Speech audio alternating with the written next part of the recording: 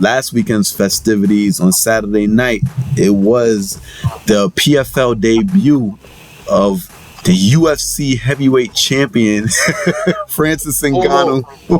Former baddest man on the planet.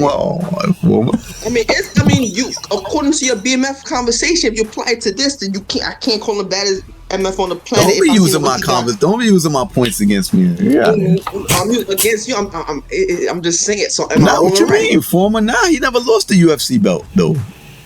No, he definitely never lost. He definitely never lose that. But remember when we said he was the best man on the planet? We was talking about how he was conquering both divisions. Now, I'll just say he's the baddest man in MMA still. I'll say that still. But I mean, if shadow, you don't think he's still the baddest man on the planet? It's hard to call yourself the best man in the planet if I see the way you got folded, bro. But here's the thing. AJ just lost himself.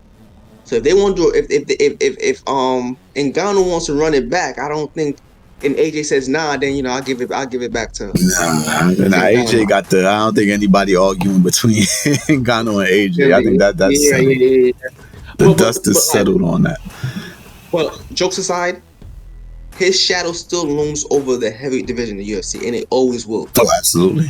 Until the new stock come in, which is the Tom Aspinalls and guys like that. Aspinall, yes.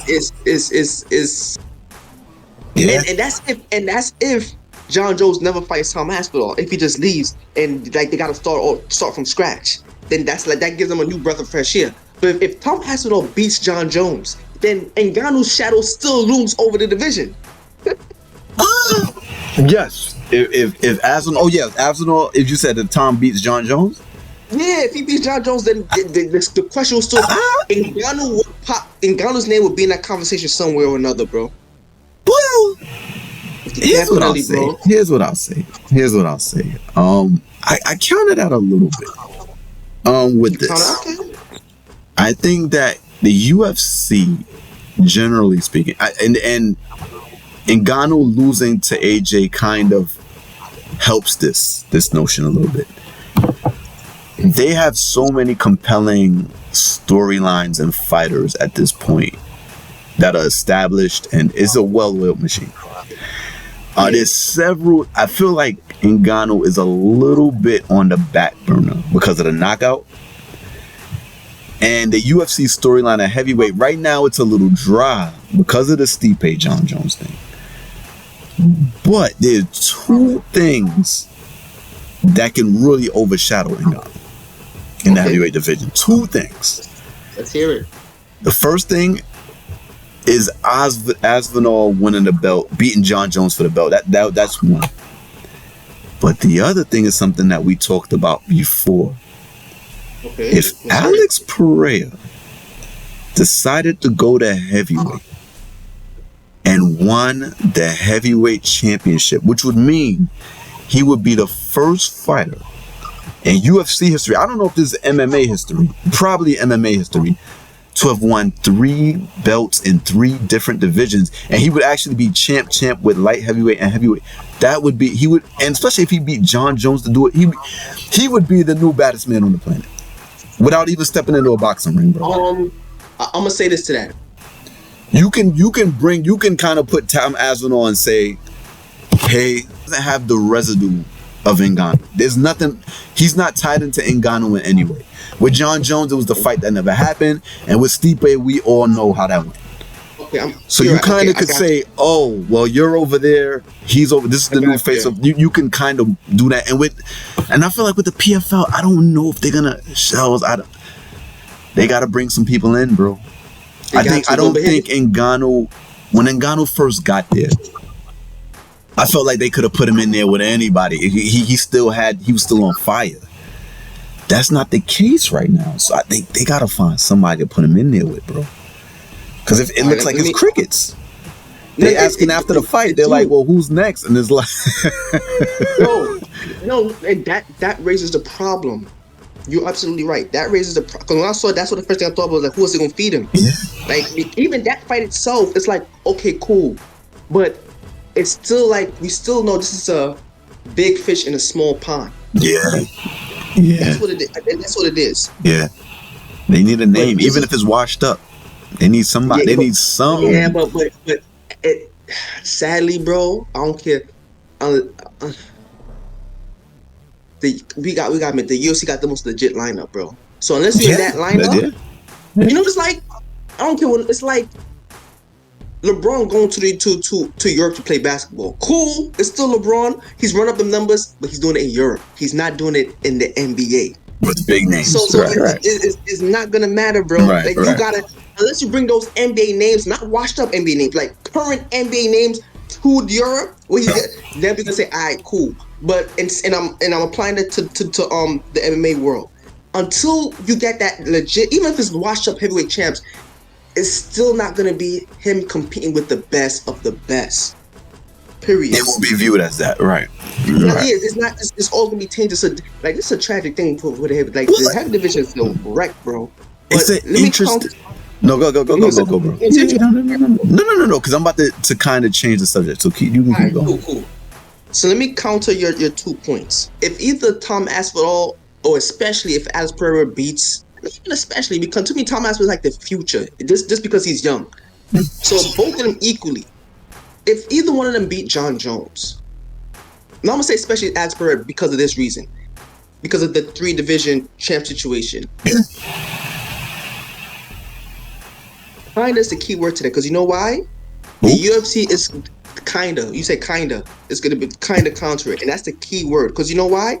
The UFC is gonna use it to spin the hell out of the narrative to say that we got the best over here and forget him, to make us forget him. But at the end of the day, it's always gonna be the shadow's still gonna be there, bro. It may not be as dark, but the shadow's still gonna be there. Anybody who beats John Jones in that division, the name of Francis Ngannou gonna come out like what he would have done against him, because that was the fight that we all wanted to see.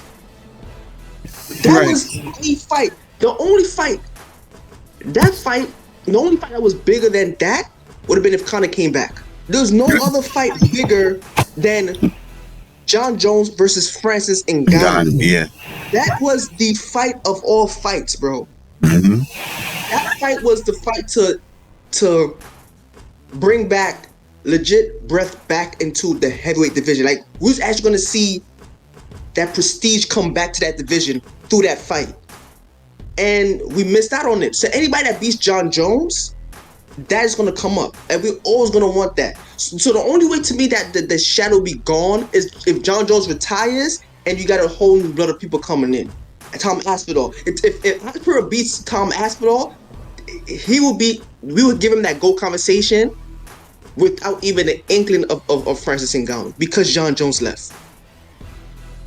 Let me ask you something. No, go ahead.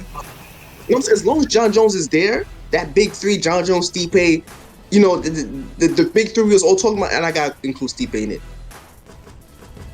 You have to. I'm not. I saw your face though. No. You just gotta. It's always gonna be that shadow, bro. Always gonna be that shadow. Let me ask you. Do you think people? Because I'm trying to feel the pulse of this. Do you think people are over John Jones and the matchup of John Jones and Ngannou? So, like, when I say, do I think people are? I'm asking you.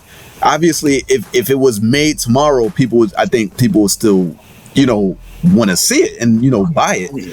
But I think as far as the clamor for it per se, like, do you think people have accepted that it's not going to happen and they're kind of over it, and from that perspective?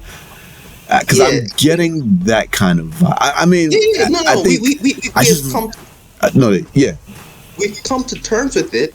Yeah. And especially after the knock he suffered to AJ, that made it much more easier for us to come to terms with it. It definitely took away the luster of that fight. But it will always be that what if situation. It will always be that what if situation. Like, what if they fought what if that fight was made when it was supposed to be made? Don't be over it? So we over it? Like, what if? Because he was saying, what if? That's kind of, is that past tense? What if it would have happened? I mean, are we kind of over it, bro? It's not over it. Does accept it mean just you're over it? You grew past it? When you accept something like it is what it is, keep it moving? Yeah, because I think we are over it, but I still feel that when remember, we're not really talking about the fights right now. This thing's been on the hush hush. I don't even know if like we haven't been hearing much about John Jones and Stipe.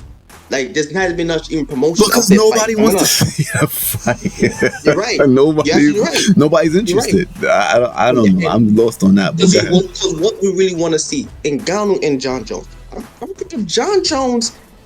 If they know I said out the blood, listen, we're gonna do the first cross-promotional division to have John Jones and Stipe fight again. I think we would, for the sake of the excitement, we'll forget that he got knocked out by AJ. So, right. I think we come to terms with it. I think if they were to bring it back, we get excited again.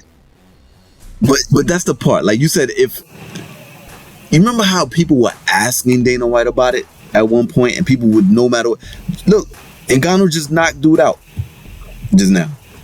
Mm-hmm. Do you think anybody's gonna ask Dana White about it? Like, even after in the wake of this knockout? I feel like it's not. I feel like it's kind of, yeah. I kind of feel like. But if Dana right now announces that they're gonna bring it back, we're gonna get excited. We just came to terms. We come to terms. Yeah. We came to terms with it.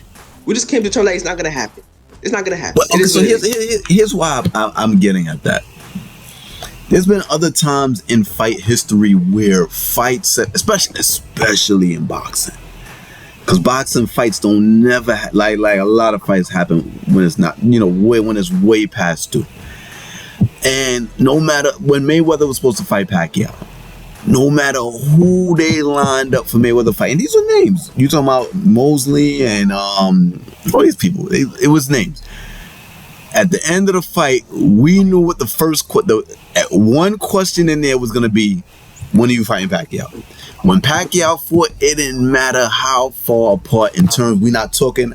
Mayweather doing interviews. He not even talking about Pacquiao.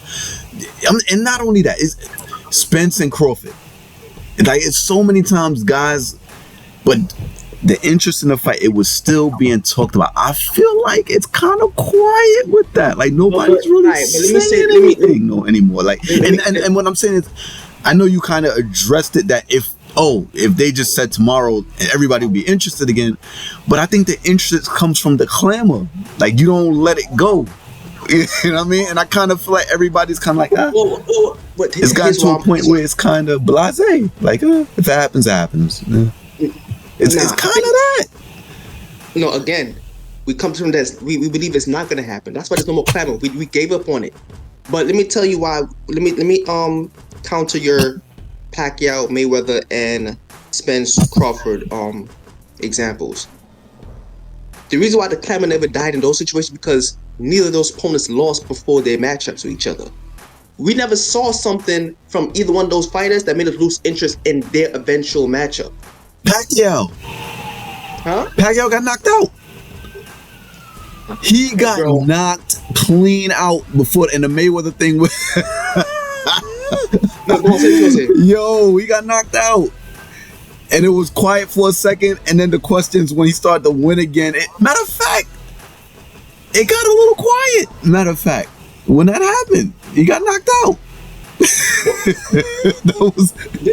That happened. Now you mention it. No, this is what I was gonna say. I forgot this was gonna mention. The thing with the Mayweather Pacquiao situation though was that we all agreed that it happened like 10 years before it should have after it should have happened. So we just gave that's more like the better example was Crawford or to my point would have been Crawford, just to keep with the Crawford Spence situation. But that fight actually happened. It was supposed to happen. But I mean, kind of. I guess yes. I mean, they weren't gray and old. Okay, they weren't gray and old. Copy. Yeah, I got you. I know. Yeah. I mean, it have been the same Spence. I get you. I know where you're going with it. But the thing, I just believe that with Ngannou and John Jones, and also it's a different kind of structure. Like, there was always hope that Mayweather and Pacquiao or Spence and Crawford could fight because we're just waiting for them to agree on it, to sign the paper already. But with this MMA situation, it's two different promotions who, by just the culture of what MMA is, they don't cross promote. So the fact that he went to a whole nother promotion, but it could happen, Shelz. It could happen, but it never happened before. So there's no reason to believe it could happen now. Until it happens, there's no reason to believe it will happen. The fact, first of all, you've seen that guy get knocked out. Now he's in the PFL. Now it's official. He's ended now. He actually had a fight in the PFL. So you know for a fact, and we already know how Dana White is. He's not going back to the UFC to fight John Jones. So we're just like, yo, let it rock. But if they bring it back, we watch it, bro. I've seen Dana White say. Dana White always crossing what he say. From not letting women fight, women will never fight. To Conor McGregor, when he laced it up to fight Mayweather, that wasn't supposed to happen either. Him and McGregor came to terms, and then that eventually got him into the boxing ring. So it's fair if the interest is still there that you can still ask, because you know that this is. They beat by their own drum. They tell you something one day and do something another day. Okay. Could it happen? Yeah, you're right. Because they could change their minds. But is there any chance of it happening? Like, is there a chance for it to happen? We can't say. We can't say. We can't say yes, definitely. So you just gotta give up on it. Every other example you came up with, like with Mayweather and Conor McGregor. Once it was official that was going to happen, the excitement came back, and it was a crazy thing. It was like it's probably the biggest event in combat sports at the time. It's one of the biggest in history. Dana White decides, like, you know what? We spoke with the PFL, and we said, like, yo, just for the sake of a heavy division, we're going to do a cross promotional fight between Ngannou and John Jones. Bro, I think all excitement will come back to it. I'm not dissing. So the reason why I bring this up is I bring this up in regards to Ngannou's relevancy kind of fading a little bit. So I'm not saying that if they made the fight, people wouldn't jump back on it. But what I'm kind of saying is eventually I get the feeling that the UFC is just going to reign supreme over this situation. So like the fact that when this first happened, like when after Ngannou beat Fury, even prior to that, when he first left the UFC, everybody was asking about the John Jones. It was on fire. It was just so, and now we got to a point where it's kind of like Ngannou just knocked dude out first bit, and it's just not the same, bro. And I feel like the UFC is not under any pressure to deal with the PFL as far as to cross promote something. And they have names. They got Aspinall. And they got the Pereira situation. So what I'm trying to say is, it's they can actually, when you say there's going to still be a shadow, I don't think that shadow is going to be that big after a while. I get it's trending in a direction where that shadow isn't going to be as big, bro. Ngannou's already about 37? Yeah. So I kind of think they're kind of pulling ahead in the situation I want to say by default, but I kind of feel like, all right, I'm going to say this, and I hate saying this. I think the Ngannou thing was great for fighters, but I'm getting the feeling that as far as promotionally, the PFL may be kind of losing in regards to this situation, bro. They paid a truckload of money for him. And this is his first fight, bro. How long did they sign Ngannou? I hope they got some of the boxing funds. Cause if not, bro, that's what we brought up. If not, bro, bro. Remember, there was your theory, like they just need that one name, and I got the one name. It was, but maybe they gave him too much leeway to do whatever he wanted, bro. And maybe this is what Dana White has been talking about. So maybe Dana White is necessary. So Dana White like, y'all about to sink any minute. Y'all about to sell the company to me, like Vince McMahon and WCW. Like, it's all right. You see what happens? You gotta sell the company, huh? You gotta sell the company. I'm telling you. You see what happens? You have comics from the building. No, they want all kind of crazy money for what? I told you, let these dudes. They fighters, not businessmen. Well, So basically, it's like. Yeah, I'm kind of leaning with it. Can't make sense because basically what you're saying is like, I've been said it, like the UFC is the kingmaker. I've been said this. It's like the platform. Basically what you're saying is this. The platform. The You're basically saying platform this. It's like winning right now. his analogy. It's like if you're suing a corporation and they just gonna drain your money. Just like they're gonna keep pushing the court case back, running your funds until you're like, yo, I'm just done. So basically, they just gonna keep pushing Ngannou's relevancy back until he's no longer relevant, until the shadows disappear. Type. Hey, Yeah. they're the UC's the kingmaker. They don't. Yo, They need more. PFL need more, bro. the crown gonna forever change its heads, but there's only one throne, son, and that's the UFC. They'll always maintain the throne. And Platform. Right now, it's the platform. you know what? I guess what you're saying is, when you're saying it that way, I guess what you're saying is probably correct. Like, yeah, eventually that shadow's gonna be gone.